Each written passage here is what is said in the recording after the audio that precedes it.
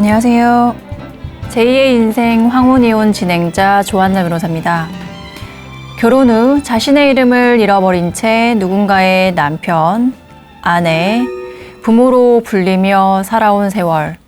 더 늦기 전에 나라는 존재를 찾으려는 분들이 어렵게 내린 결정 황혼이혼.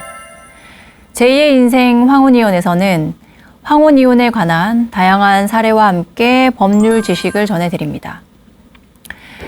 오늘 소개해드릴 사례들은 주로 경제적인 문제로 인해서 이혼을 청구한 사건들입니다. 경제적인 이유라 함은 이제 몇 가지 유형으로 나눌 수 있는데요. 먼저 첫 번째는 혼인을 하기 전에 어느 정도의 경제적인 재력 또는 직업, 소득이 있다라고 믿고 혼인을 했는데 막상 실제로 그 배우자의 경제적인 재력이나 직업, 소득이 예상했던 것과 다른 경우, 그런 문제도 종종 발생합니다. 또 두 번째는 일반 배우자가 경제적으로 무능한 경우. 무능하다라고 함은 이제 소득 수준이 이제 절대적으로 적은 경우를 일컫는 경우가 통상적이긴 한데요. 단순히 경제적으로 소득 수준이 낮다라는 사유만으로는 이혼이 되기는 사실상 어렵습니다. 경제적으로 무능하다라는 거는 이제 소득이 낮고 뿐만 아니라 내가 이러한 경제적인 소득 또는 가정 경제를 책임지고자 하는 의지도 부족하고 또 그러한 책임 의식도 부족한 경우에 이제 이혼 사유가 될 수 있는 사례들이 있고요.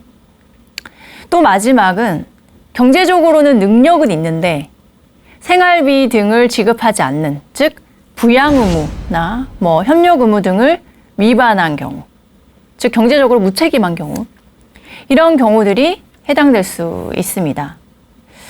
그럼 제일 첫 번째로 말씀드렸던 유형에 해당되는 사례를 간단하게 이제 소개를 드릴 텐데요. 이제 이 부부는 처음 이제 결혼을 하기 전에 이제 당연히 연애를 했겠죠. 근데 이제 연애를 하는 과정에서 이제 소개를 해준 분이 계셨습니다. 이제 집안은 어떻고, 그다음에 직업은 어떻고, 이런 부분들에 대해서 이제 어느 정도 얘기를 해줘서 그걸 믿고 이제 연애를 시작을 하게 됐는데요. 이제 여자 쪽에서는 이 남성의 직업이 이제 금융감독원에 근무를 하고 있다. 그러니까 금융감독원은 사실 굉장히 안정적이고 또 소득도 높은 편인 걸로 알고 있습니다. 그리고 또 그 집안에 있는 친지 중에서 이 금융감독원의 고위 공직자다 라는 것까지도 얘기를 해서 이제 이 여성분 입장에서는 이 정도 집안이면 내가 믿고 결혼을 해도 되겠구나 라고 생각을 했습니다. 그리고 이제 또 하나는 이제 직업뿐만 아니라 이제 월급, 이제 소득 또한 연봉 한 1억이 넘는다 라고 얘기를 한 거죠. 그러면 연봉 1억 정도면 이제 혼인 생활을 하는 데 있어서는 전혀 문제가 없겠구나 라고 생각을 하셨겠죠. 그래서 이제 연애 기간을 거쳐서 혼인에 이르게 됩니다. 근데 이 연애 기간이 좀 짧았어요.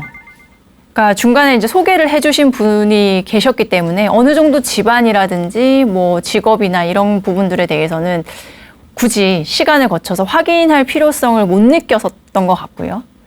그리고 이제 몇 번 만나다 보니까 성격적인 부분에 있어서는 잘 맞았기 때문에 이제 굳이 더 오랜 기간 연애를 할 필요가 없다라고 판단을 해서 혼인에 이르게 되었습니다. 그런데 이제 혼인 생활을 하다 보니 한 몇 년 정도 이제 좀 있었죠. 예, 좀 있다가 남편이 이제 실직을 했다고 합니다.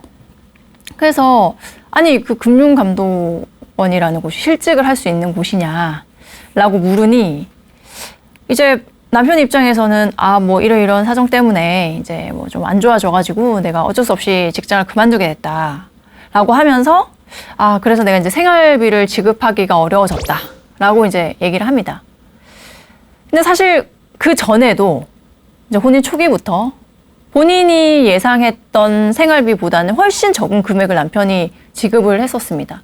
그러니까 분명히 연봉이 1억이라고 했는데 그러면 그래도 뭐 세후로 뭐 500 이상 한 6, 700 정도는 벌 텐데 왜 나한테 생활비를 이거밖에 못 줄까라는 생각이 항상 있었는데 그때마다 이제 남편이 하는 말은 내가 저축을 하고 있다라고 항상 얘기를 했습니다. 이게 결국 이제 핑계였던 건데요. 그래서 뭐 그 당시에는 이 아내분은 그 말을 믿을 수밖에 없었죠. 뭐 그 계좌를 뭐 다 확인할 수도 없고 뭐 급여 명세서를 달라고 하기도 좀 그렇고 해서 그냥 뭐 시간이 흘렀던 겁니다. 근데 이제 갑자기 실직이 됐다고 하면서 생활비를 못 주겠다라고 하니까 이 의뢰인 입장에서는 이제 좀 이상한 생각이 들기 시작한 거죠. 그러니까 혼인 초기부터의 그 생활비도 예상했던 금액보다 적었고 그다음에 갑자기 실직이 됐다라는 것도 좀 금융감독원이라는 직장의 어떤 특성상 그렇게 쉽게 실직이나 뭐 퇴사가 되지 않는 걸로 알고 있는데도 불구하고 갑자기 뭐 얼마 지나지도 않아서 실직이 됐다라고 하니까 좀 의아했던 거죠. 그래서 이제 그 여성분은 남편한테 그러면 그때 친지 중에 그 금융감독원에 고위 공직자, 고위 공무원이 있다고 하지 않았냐. 그분 통해가지고 좀 잘 얘기를 해서 뭐 다시 뭐 계속 입사할 수 있도록 도와주거나 아니면 다른 좀 비슷한 곳에 어느 정도의 그 소득 수준을 유지할 수 있는 직장을 좀 소개해주면 안 되냐라고 얘기를 해보니 이제 말을 좀 얼버무리는 거죠. 뭐 이렇게 얘기를 해봐도 되긴 하는데 이제 뒤에 명확한 답을 하지 않는 겁니다. 그래서 이제 여성분은 뭐 관계가 좀 안 좋아졌나 보다. 가족이라고 하기에는 먼 친지라고 하니까 사실 그건 뭐 다 확인해보지도 않았고요. 그래서 그냥 남편을 믿을 수밖에 없어서 알겠다라고 하고 이제 넘어갔는데 이제 어느 날 그 남편이 이제 시어머니랑 통화를 하는 걸 듣게 됩니다.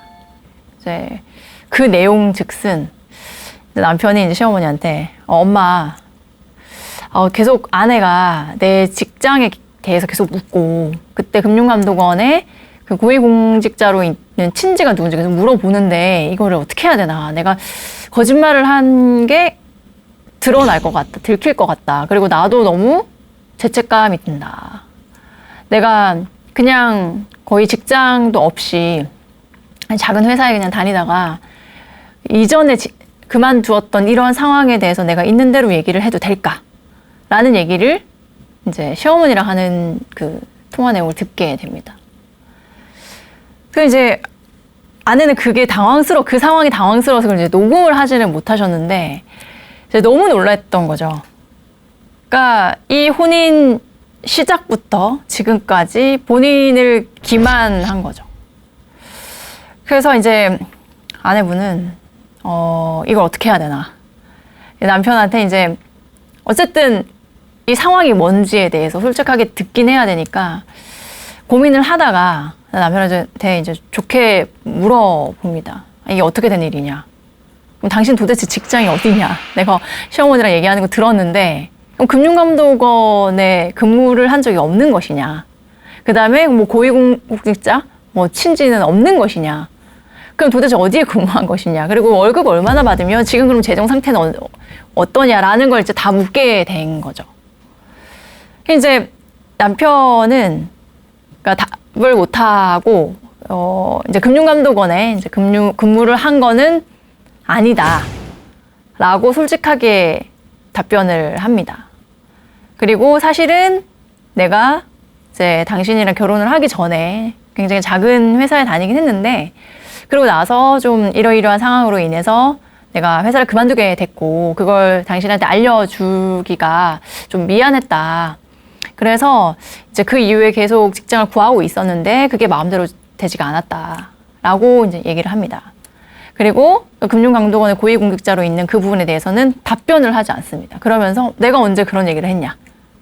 금융감독원에 내 친지가 있다라는 부분에 대해서 내가 언제 그런 얘기를 했냐라고 발뺌을 합니다.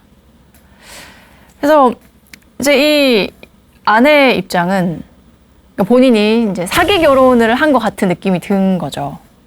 그러니까 경제적 재력, 그다음에 뭐 소득, 직업 등에 대해서 다 기만을 당한 것 같은 그런 생각이 들어서 이제 그 배신감과 분노가 너무 컸습니다. 그래서 남편이랑 대화를 하면서 좀 잘 풀어보려고 했는데 문제는 이제 시어머니도 이제 같이 이게 합세가 되면서 내가 언제 결혼을 할 때 그런 얘기를 했냐, 내가 언제 뭐 금융감독원에 일요일에 사람이 있다고 했냐, 내가 언제 그거에 대해서 확실하게 뭐 얘기했냐라고 지금 와서 거짓말을 합니다. 다른 말을 하는 거죠.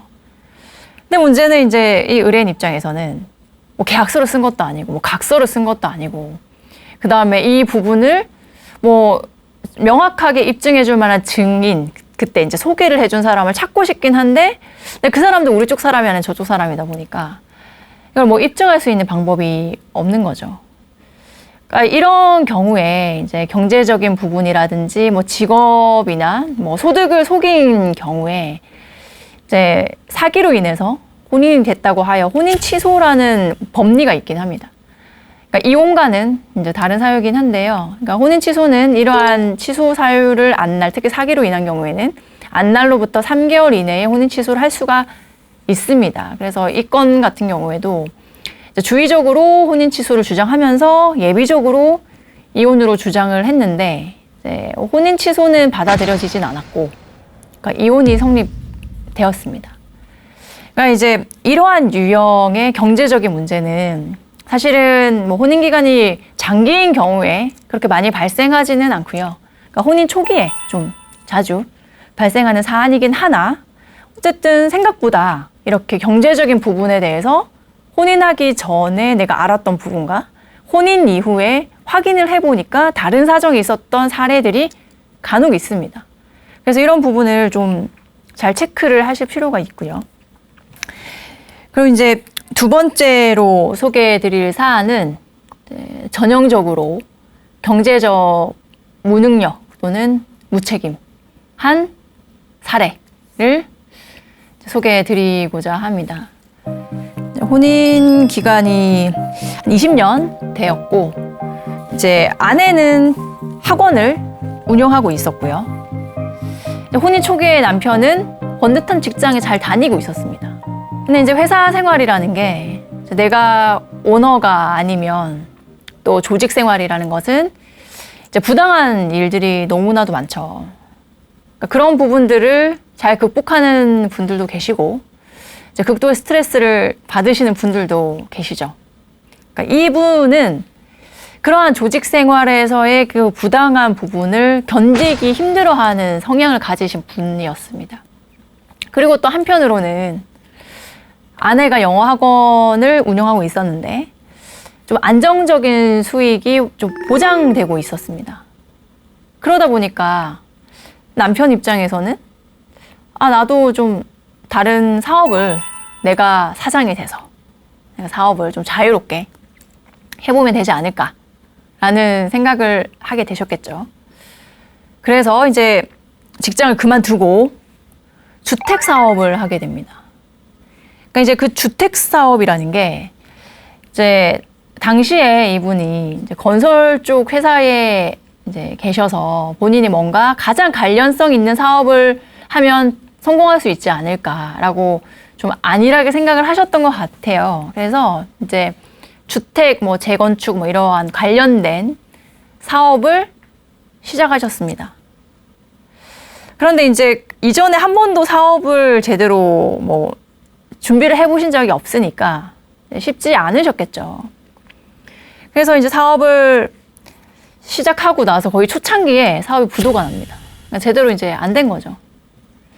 부도가 나고 나서 아내분 입장에서는 다시 아직 늦지 않았으니까 다른 그냥 회사로 들어가라. 사업 당신 하는 거 보니까 이거 안 맞다. 그리고 이제 지금이라도 만약에 그 나중에 훨씬 몇 년이 지난 다음에 새로운 직장에 들어가는 거는 더 힘들 것이다. 1년이라도 젊었을 때 회사에 들어가는 것이 훨씬 쉬우니까 지금이라도 정신 차리고 회사 들어가라 라고 이제 권유를 합니다. 근데 이제 이분의 자존심이 이제 굉장히 세셨던 분인 거죠. 그래서 난 절대로 못 들어간다. 내가 이제 그 회사 어떻게 나왔는데 못 들어간다. 그리고 관련 회사 내가 뭐 이력서 쓰고 지금 내가 할 상황이냐. 그러고 싶지도 않다. 라고 아내한테 이제 통보를 하고 이제 어쨌든 사업을 다시 하기에는 자금적인 부분도 좀 부족하고 아내한테 돈을 더 달라고 하기도 힘드니까 다단계 판매 회사에 취직을 합니다. 그러니까 그 다단계 판매 회사에 왜 취직을 하셨는지를 모르겠는데 그러니까 할 수 있는 게 그거밖에 없으셨던 것 같아요. 그러니까 다단계 회사의 특징은 사람이 많을수록 이제 사람이 필요하거든요.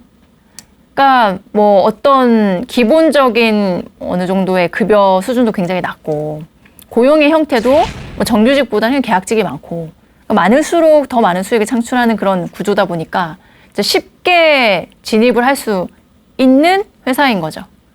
그래서 별 부담 없이 이분도 어쨌든 임시 방편으로 다단계 판매 회사에 입사를 합니다. 그래서 이제 거기서 다단계 판매도 하면서 다행히도 좋은 기회가 있어서 그 안에서 교육을 하는 강사로도 일을 하게 되는데 문제는 이제 이분이 뭐 영업력이 뛰어나신 분이 아니다 보니까 영업 활동을 통한 소득은 거의 이제 발생하지가 않고 강사를 하는 그 역할에 상응하는 소득은 사실은 굉장히 적었던 거죠. 그러니까 가정 경제에 거의 기여를 하지 못하는 상황이 수년간 이제 지속이 됐습니다. 그러니까 뭐 어디든 일을 할 수 있는 곳이 있다는 거에 의미를 두는 정도였던 거죠. 그래서 이제 아내 입장에서는 이제 아이들이 성장하면서 교육비도 많이 드는데 이게 본인 혼자, 아내 혼자 가정경제를 책임질 뿐만 아니라 가사 양육을 도맡아 하고 있으니까 너무 힘든 겁니다. 남편은 지금이라도 좀 늦지 않았으니까 정기적으로 급여가 나오고 급여 수준도 어느 정도 되고 복지 혜택도 있는 이전 회사와 같은 회사로 들어갔으면 좋겠는데 그래서 이제 고집을 피우는 거죠. 그리고 이제 자존심도 있으니까 다시 들어가고 싶지 않으셨던 것 같기도 하고요. 그래서 두 사람 간에는 불화가 이제 지속됩니다. 뭐 그렇게 이제 다단계 판매 회사에서 계속 잘 계셨으면 또 달라졌을 수도 있는데, 그러니까 이분은 좀 한 회사에 오랫동안 뭔가 진득하게 반복적인 것들을 하시는 것이 좀 잘 맞지 않으신 분이셨던 것 같아요. 그래서 5년 동안 이제 거기서 다단계 판매 회사에 있다 보니까 좀 지루하셨나 봐요. 그래서 나옵니다. 네, 그 회사에서 또 나오고 어떤 지인이 내가 회사 하나 차렸는데 거기 전무이사 자리 줄게 라고 이제 달콤한 유혹을 하죠. 그러니까 나름 이제 자존심도 있고 가오도 중요하고 그러다 보니까 내가 다단계 판매 회사에 강사로 일하는데 아니 전무이사로 오라고 하니까 이분은 이제 너무 땡큐인 거죠. 그래서 알겠다. 네, 전무이사로 가가지고 잘할게. 내가 사업도 해봤고 그다음에 이전 회사에서도 근무 경력이 있으니까 내가 가서 분명히 잘할 수 있다. 라고 이제 호언장담을 하며 다단계 판매 회사를 그만두시고 이제 그 회사의 전무이사로 이제 취임을 하십니다.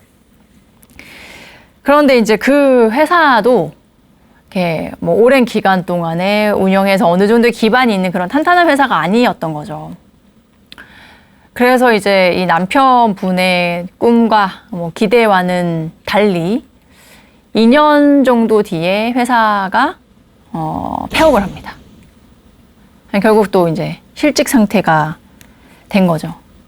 근데 문제는 이때 이제 전무이사로 가면서 그 친구가 너가 전무이사로 오는 대신에 투자금을 좀 내라 라고 해서 그때 이제 2천만 원의 투자금을 그 회사에 지급을 합니다. 그 2천만 원의 투자금은 당연히 빚이었겠죠. 결국 그 빚만 남은 상태로 전무이사 자리에서 이제 실직 상태로 넘어가시게 됩니다. 이제 아내는 이제 속 터진 상태가 계속 지속되는 거죠. 그러니까 이제는 더 말할 필요도 없는 상황이 되는 겁니다. 이전에 계속적으로 원래 회사로 돌아가라 아니면 비슷한 회사에라도 들어가라고 부단히 얘기를 했는데도 불구하고 남편이 본인의 고집대로 하다가 이번에 또 본인의 허영, 나름의 이제 전무이사라는 그런 자리에 대한 욕심 때문에 회사를 이직했다가 채무만 떠안고 이제 실직 상태가 된 남편에 대해서 이제 더 이상 무슨 말을 해야 되나 라는 감정까지도 갖게 됩니다. 당연히 이제 대화가 단절되기 시작하는 거죠. 왜냐하면 대화를 하기 시작하면 다툴 수밖에 없는 상황이 된 겁니다.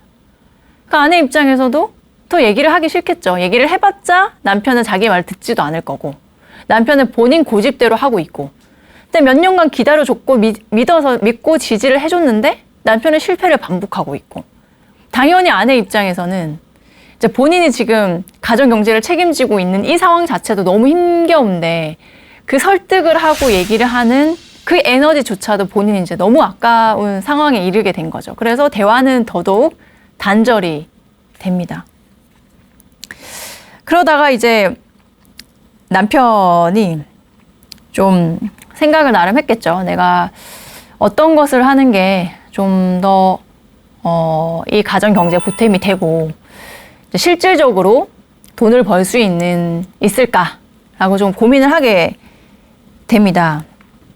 그래서 이제 아내도 학원을 운영하고 있으니까 본인도 같이 학원을 하면 아내로부터 좀 도움도 얻고 그 노하우도 좀 전수받을 수도 있지 않을까라는 생각에 아내한테 한번 이제 이전에 2천만 원 채무가 있긴 하지만 아내한테 이제 도움을 요청합니다. 내가 지금까지는 당신 말을 듣지 않고 채무까지도 2천만 원 이제 지게 되고 그래서 지금 당장 뭘 할 수가 없지만 내가 그래도 힘을 내서 아빠로서 그리고 남편으로서 좀 돈을 벌어 보려고 한다. 근데 지금 생각해 보니까 당신이 하고 있는 그러한 학원은 당신이 그 방법을 잘 알고 있으니 나한테 알려주면 내가 하겠다 라고 제안을 합니다. 그래서 아내는 아니 그럼 나랑 같이 하자. 새롭게 뭐 오픈을 하면 또 돈이 들어가지 않냐. 그러니까 나랑 같이 하자라고 하는데 그건 또 싫다고 하는 거죠. 그래서 이제 남편이 2천만 원을 또 빌려달라고 합니다. 초기에 이제 학원을 운영하기 위해서 뭐 보증금이 필요했던 것 같아요. 그래서 보증금 쪼로 2천만 원을 달라고 합니다. 이제 아내 입장에서도 그렇게 뭐 자금적으로 여유가 있지 않았지만 어쨌든 남편이 안쓰럽기도 하고 또 이번에 먼저 굽히고 들어오면서 자기도 잘해보려고 하는 그 마음이 좀 고맙기도 하고 해서 어떻게든 그 자금을 마련해서 남편한테 이제 전달을 해줍니다. 그래서 남편이 이제 큰 마음을 갖고 학원을 오픈을 합니다. 그래서 이제 지금까지의 실패를 거듭하지 않겠다라는 굳은 의지를 가지고 이제 열심히 이제 학원을 운영을 하려고 하셨죠. 그런데 이제 이 분의 이제 궁극적인 문제는 그러니까 본인이 이제 마음에 들지 않는 부분이 조금이라도 있으면 이 부분에 대해서 이제 사람 간에 계속 다툼이 있고 남의 말을 듣지 않고 그다음에 좀 자기가 볼 때 좀 무능해 보이면 사람을 자르고 그러니까 그런 부분이 악순환 되다 보니까 이 학원에 남아있는 사람 직원이 없게 된 거죠. 그러니까 다 이제 나가고 들어왔다 나가고 그러다 보니까 소문이 안 좋게 날 수밖에 없어서 결국에는 이 학원도 이제 학생이 없어서 문을 닫게 되는 상황에 이르고 거기에 더해서 학원 강사, 그 다음에 이제 운영하는 차량, 기사에 대한 월급마저도 체불이 되게 됩니다. 그 빚은 결국 아내의 몫이 된 거죠. 남편 재산이 없으니까. 결국 이 또한 이제 아내의 몫이 된 겁니다. 이걸 이제 막상 변제를 하려고 하니 아내도 모아둔 재산이 없었고, 그래서 무리하게 아내 명의로 대출을 받을 수밖에 없었고, 결국 아내는 신용불량자가 됩니다. 너무 억울한 상황인 거죠. 그러니까 아내는 이제 혼인 기간 동안에 열심히 일하고 가장으로서 또 아내로서 또 두 아이의 엄마로서 최선을 다한 것밖에 없는데, 즉 한 사람이 두 사람 이상의 몫을 계속 해온 거죠. 그런데 지금 돌아온 거는 본인이 신용불량자가 된 겁니다. 그래서 이제 이 아내분은, 제가 볼 때는 이 아내분이 저 같으면 이렇게 못했을 것 같아요. 근데 이 아내분이 굉장히 포용력이 이제 높으셨던 분이신 것 같아요. 그리고 남편을 많이 사랑했던 부분도 있으셨던 것 같고요.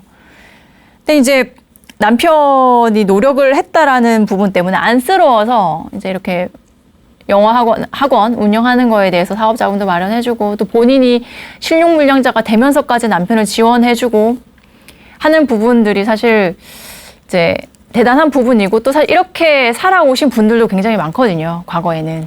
그래도 남편이 가장이니까 가장으로서의 어떤 기도 좀 세워주고 또 존중도 해줘야 되고, 그런 이제 자존심이 있기 때문에 그런 부분들을 세워주기 위해서 뭐 내가 한 명 좀 내가 서운하거나 내가 좀 헌신하는 것들 희생하고 하는 부분들은 당연한 아내로서의 덕목이다라고 생각하시는 분들이 많으셨기 때문에 이분 또한 그러하셨던 것 같습니다. 그래서 본인이 다 이제 그 빚도 다 갚고 신용불량자까지 되고, 그랬음에도 불구하고 이제 남편의 학원 운영도 폐업을 하게 된 거죠.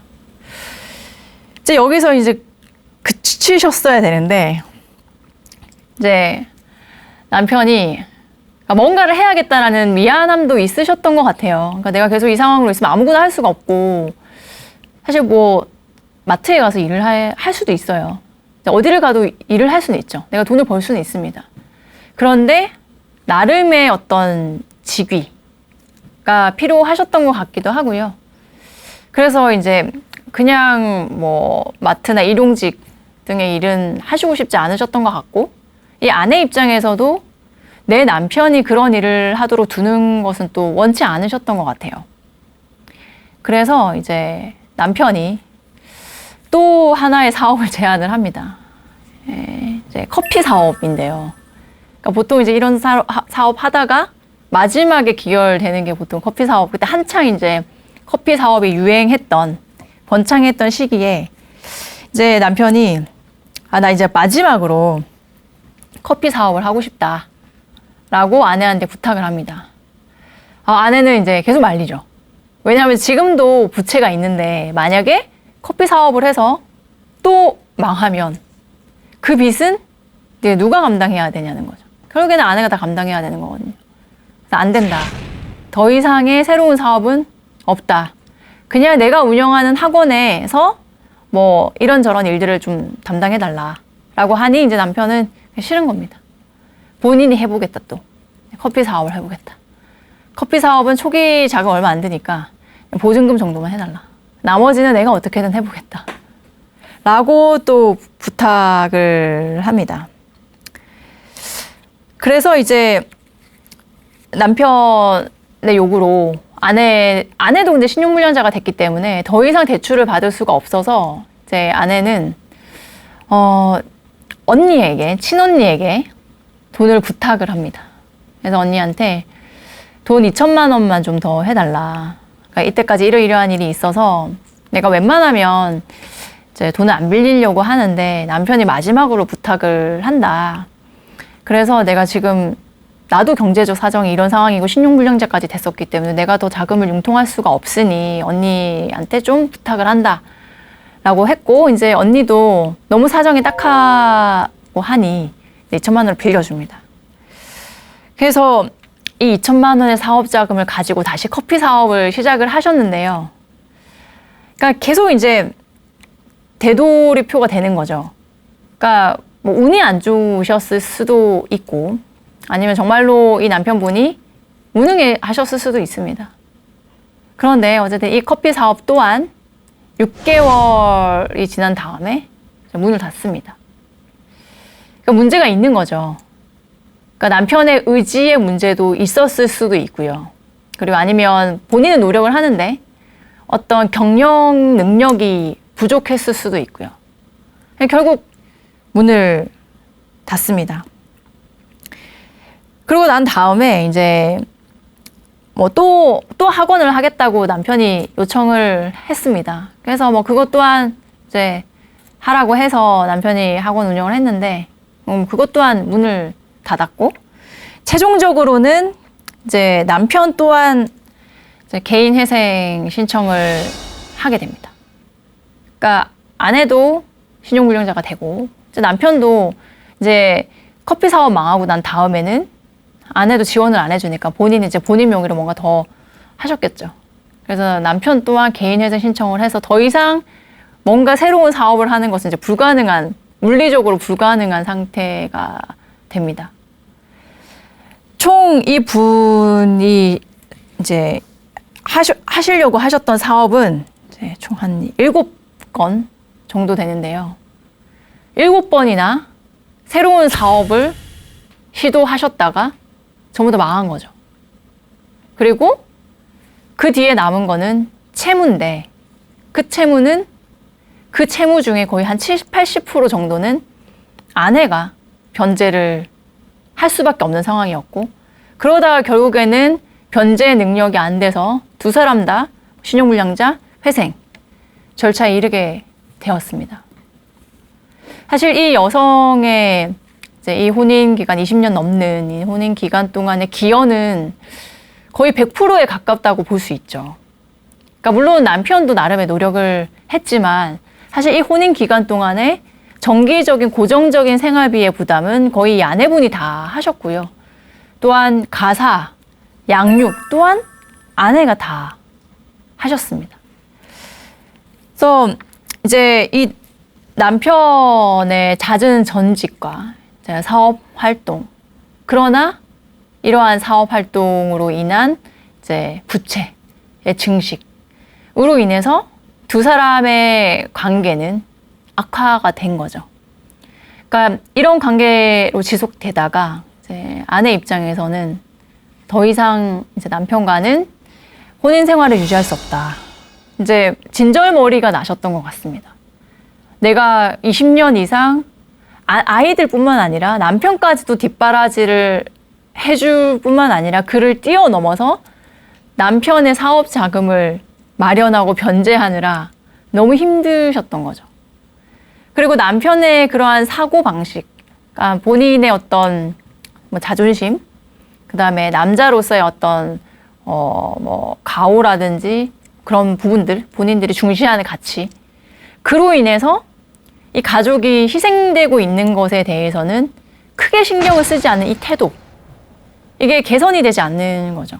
적어도 가족을 생각하면 이제 사업을 더 하지 않고 좀 본인이 마음에 들지 않는 자리라 하더라도 돈을 벌어야 되니까 그게 경제적인 본인의 책임이거든요.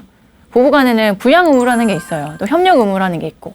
근데 본인 마음대로 살고 싶어서 본인이 원하는 직위, 직역에 있기를 원해서 가정을 내팽개치고 모든 가정 경제 부분을 아내한테 떠넘기고 본인이 하고 싶은 것만 하다가 결국에는 채무만 떠안게 된 이 상황에 이르게 됐을 때 주된 기책은 남편한테 있는 거죠.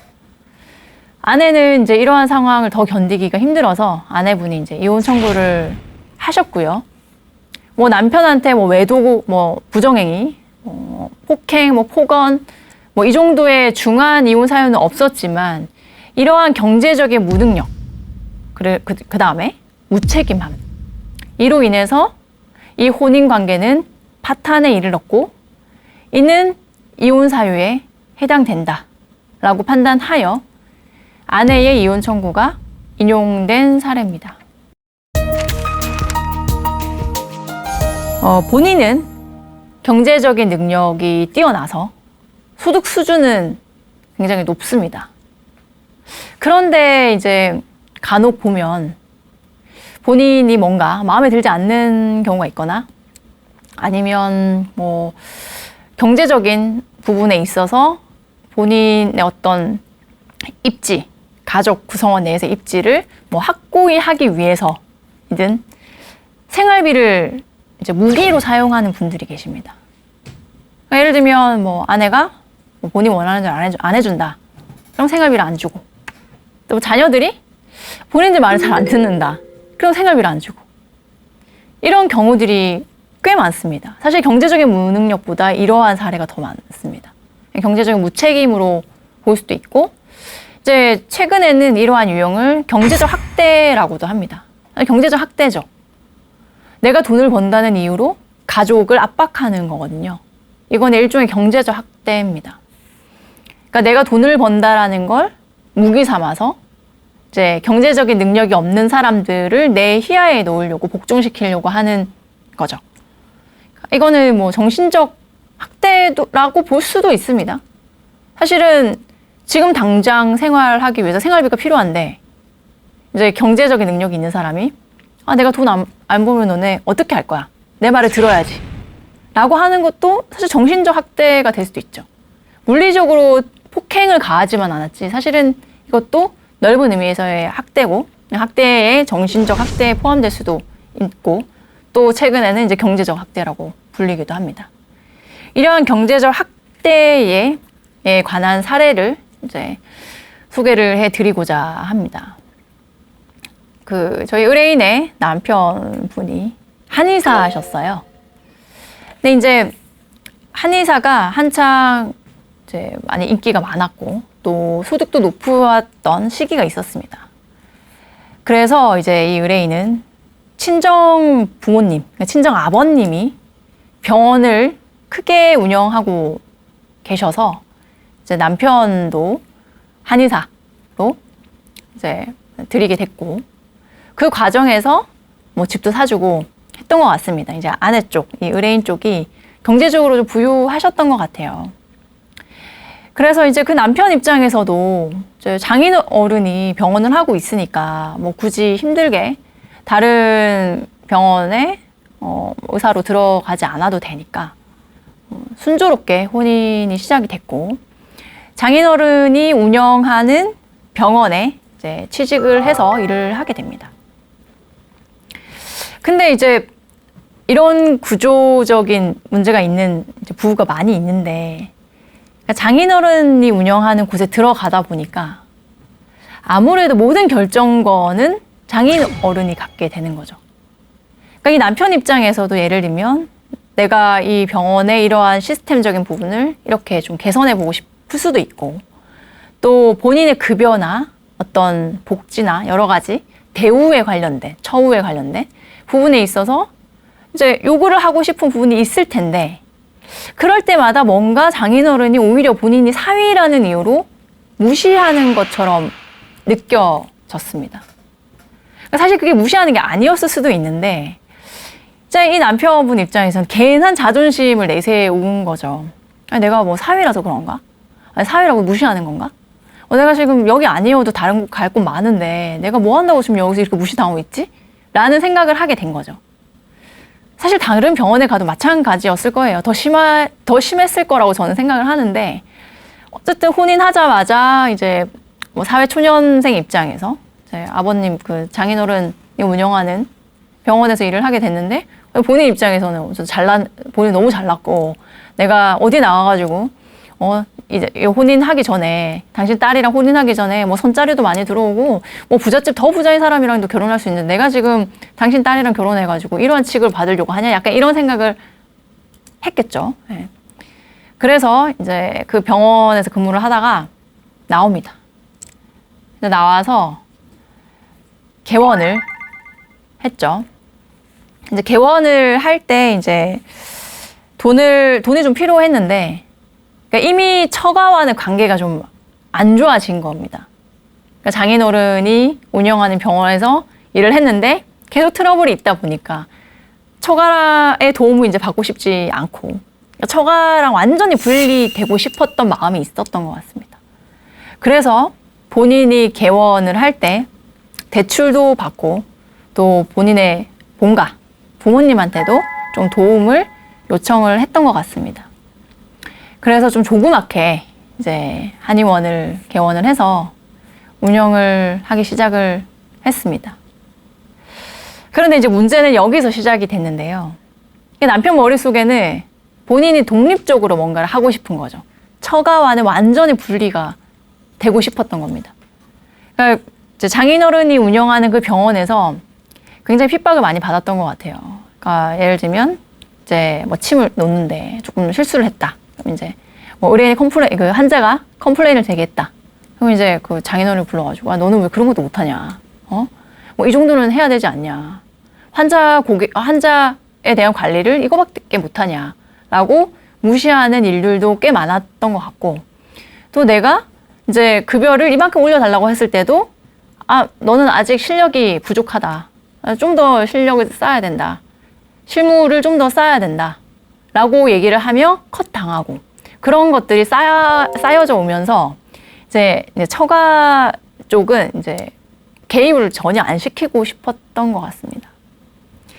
그래서 이제 한의원을 다시 이제 오픈을 해서 시작을 한 뒤에 이러한 병원의 운영에 관련된 모든 것을 이제 본가 부모님, 특히 시어머니랑 논의를 합니다. 그러니까 아내에게는 아무 얘기도 하지 않고 더 나아가서 생활비도 지급을 하지 않습니다. 굳이 그렇게까지 해야 되나 싶긴 한데 이제 쌓였던 게 굉장히 많았던 것 같고 경제적으로 무시를 당했다라고 생각을 하다 보니 그러면 나도 당신한테 돈 주지 않겠다 라는 생각으로 생활비도 지원을 하지 않습니다. 물론 이 사례는 이제 아내 쪽이 뭐 경제적으로 뭐 처가 쪽에 뭐 궁핍하거나 그러지는 않아서 그래도 이제 그렇게 힘들지는 않으셨던 사례이긴 하지만 생활비는 부부 서로 경제권이 있는 사람이 이제 이 가정 생활을 유지를 해야 되는데 이제 이 남편분은 본인이 개원을 하고 또 본가 부모님이랑 논의를 하다 보니까 주기 싫은 거죠. 그래서 모든 운영에 관련된 정보는 이제 차단하고 시어머니랑 논의를 하면서 생활비도 지급하지 않습니다. 그리고 난 다음에 이제 뭐 돈을 좀 모았겠죠. 돈을 좀 모은 다음에 부동산을 갑자기 매수를 합니다. 아내 입장에서는 돈을 얼마나 벌었길래 생활비는 주지도 않으면서 부동산을 매수를 하니까 당연히 황당하겠죠. 그래서 이제 아내가 얘기를 합니다. 아니 그 부동산 살 돈 있으면 나한테 생활비를 줘. 그랬더니 이제 남편이 하는 말이 너는 돈 많잖아. 너 뭐 장인어른한테 받으면 되잖아. 라고 하는 거죠. 그래서 이제 아내 입장에서는 아 나는 도저히 이렇게 해서는 아내로서 존중도 못 받는 이러한 가정생활을 유지하기는 어렵다 라고 판단을 합니다. 그래서 이제 어느 정도 이러한 기간이 지속돼서 계속 참았겠죠.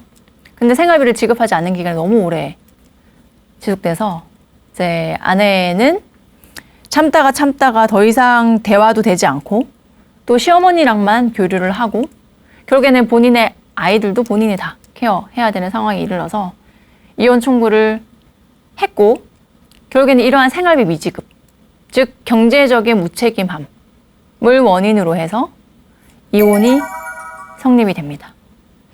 이때 이제 이 아내가 시어머니에 대해서도 이제 위자료 청구를 했는데 이 부분은 기각이 됐습니다. 위자료 청구 사유는 시어머니도 같이 남편이랑 가담해서 본인한테 경제적으로 압박을 했다라는 부분인데 이거는 시어머니의 뭐 고의가 있거나 그러지 않다라고 보고 시어머니에 대한 청구는 기각이 된 사례입니다. 이렇게 생활비를 이제 지급하지 않는 사례들이 사실 훨씬 많고요. 이런 경우에는 어떻게든 혼인기간 20년 정도 지나면 재산분할로 뭐 50% 전후로 해서 일정 부분 보전을 받을 수 있고 또 만약에 미성년자 자녀가 있다면 양육비도 지급받을 수 있기 때문에 이러한 이혼에 대해서 보다 적극적으로 생각을 해보실 필요가 있습니다. 부부는 인생이라는 여행길을 평생 함께 걸으며 고락을 함께 나눈 동행자입니다. 황혼 이혼을 생각하시기 전에 긴 세월 함께 해온 깊은 정을 다시 한번 헤아려 주십시오. 그래도 돌이킬 수 없는 결심이라면 저희 제2의 인생 황혼 이혼과 함께 하시기 바랍니다. 저는 다음 주에 다시 찾아오겠습니다. 함께 해주셔서 고맙습니다.